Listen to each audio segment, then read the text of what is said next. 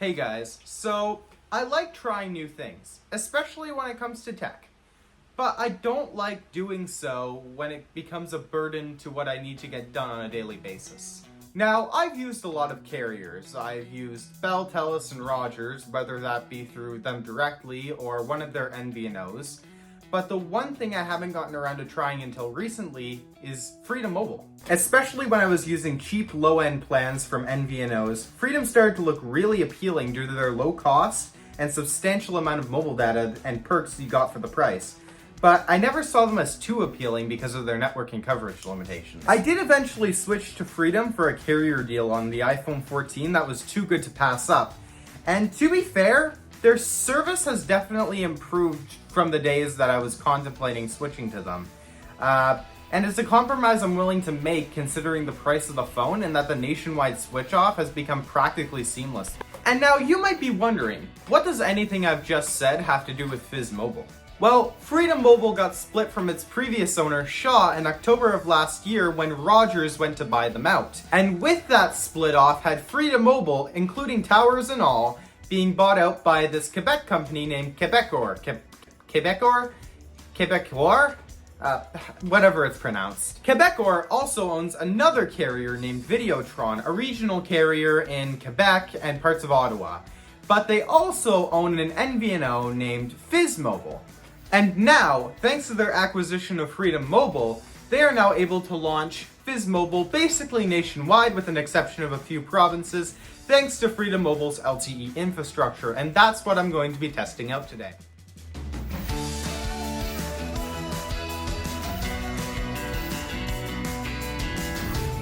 Now, Fizz Mobile gives you a lot more customization when it comes to making your phone plan. Staying in province? You can save $1 by choosing province-only coverage. Going around Canada? Why not just choose Canada-wide coverage for an extra $1? And for an extra few dollars, you can go to the US with your plan and use it there. You don't call people? Then just opt out of calling altogether for a few bucks in savings. You can save a bit of money and not have phone calls. And I can already hear people screaming through the screen, "What's the point of a phone plan if you can't make phone calls?" Well, here's the thing. Most people I know just use iMessage or FaceTime or Telegram or whatever they use to communicate, and they only need the data. They don't need phone minutes for that. And you save like $4 too on it. It's like a no-brainer. In fact, I did save the $4, and now I have $18 plan, which gives me about 6 gigabytes of data with no calling minutes whatsoever. Which makes Fizz really good for testing is that I can roll over the data from this month to the next month so I can buy calling minutes next month and test it out while I also still have data. And according to other reviewers of the service, the calling has been pretty lackluster, so I'm going to be testing that out later in the video. Now, I ordered the SIM card off the Fizz website, which to their credit, it arrived within 2 days, which is pretty fast.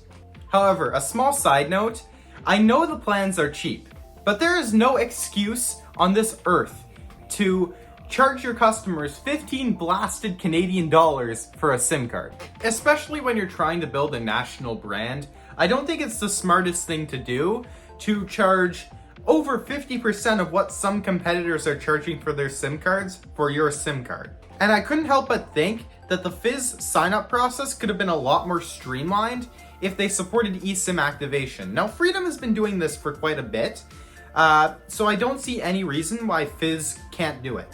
And I get that they're a budget carrier, but Public Mobile, Bell Prepaid, and Lucky Mobile all do this. All give you eSIMs that you can activate on your phone for free immediately. And also, one annoyance is that they just don't have an app. Other than that, activation was pretty painless. After the hour-long process of trying to port a number from Virgin Plus prepaid, then sequentially having that port rejected because it didn't receive a response to the port authorization text, even though I did respond. How topical. After I tried again, I was able to successfully port the number within 10 minutes. Okay, one small but mostly widespread issue that I've been seeing and I've personally experienced is that for the first week or so, I just wasn't able to connect to the Fizz Freedom network. I had to use the Fizz EXT network, which is basically just roaming on other carriers' networks This is included in your plan, so it didn't charge me for anything else, but I just thought it was important to mention. I've seen a lot of other people experience this. Even before I even got my Fizz Sim, I was just looking through the subreddit and I saw a couple of posts about it, so I just thought I should mention it in the video. But a more clear explanation is that Fizz EXT basically allows you to use Rogers, Bell, and Telus towers for free. Now, for how long you can do that, I don't know. It's no longer in the legalese.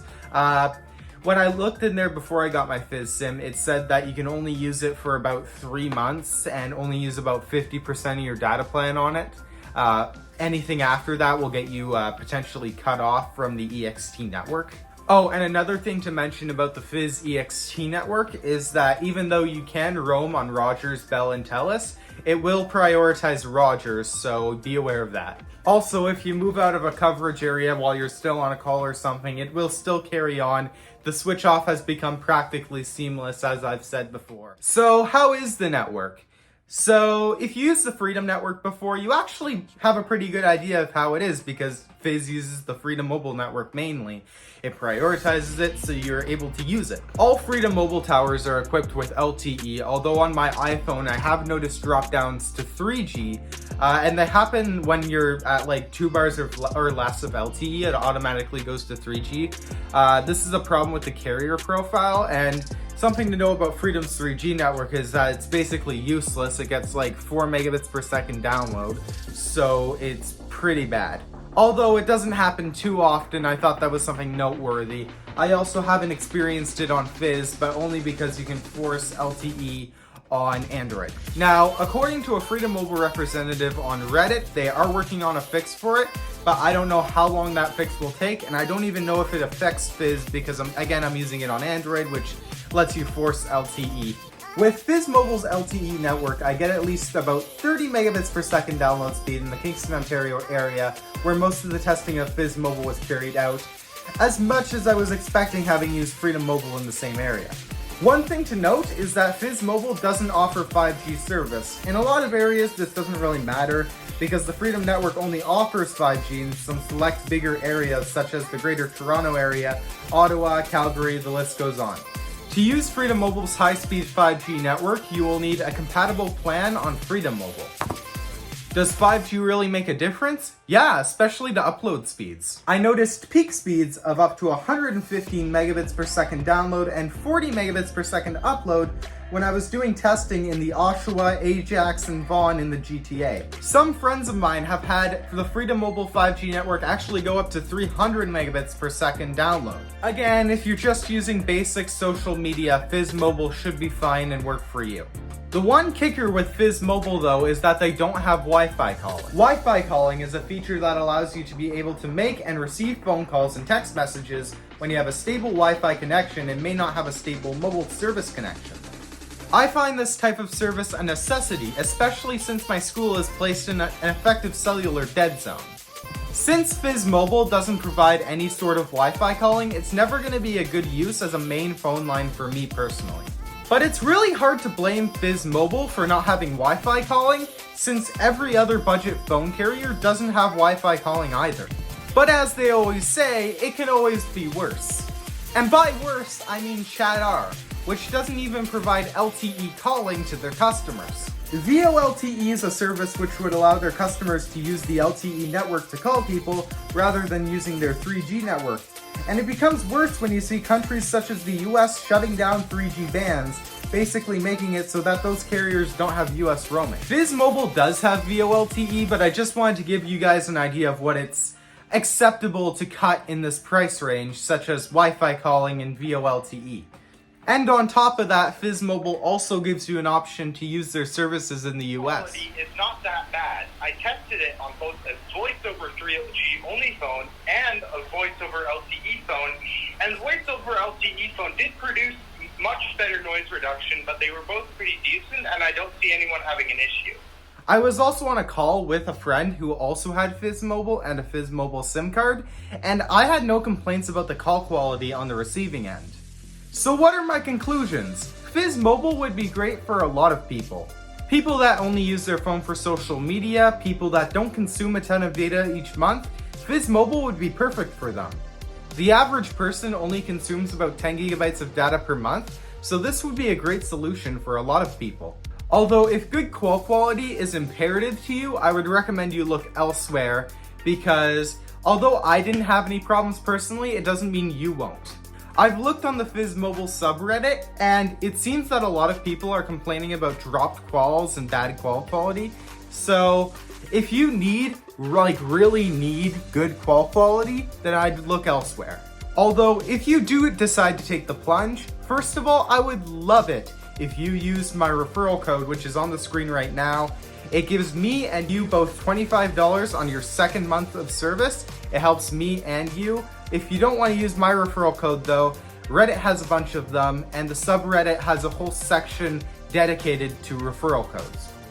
Second of all, Fizz Mobile support is harder to get to than other companies, so I definitely consider joining the subreddit for community help and support whenever you need it. And just to note, I am just a member of the community subreddit. I am not a moderator or anyone higher up in the subreddit, so I'm not trying to push you to say you absolutely need to join the subreddit, but if you do, it's a great place and you will be able to get community help whenever you need it. On that note, this was a Fizz Mobile review conducted by me using a Google Pixel 3a XL and an iPhone 8 on a Fizz Mobile plan bought and paid for by me. This review is in no way sponsored by Fizz Mobile. They did not pay for this coverage. All the opinions are my own. Fizz Mobile has received no copy approval and did not receive an early access copy to this video, meaning that they are seeing it right alongside you. My name is Corno1500. Hit that subscribe button if you want to see more content like this, and I will see you guys in the next one.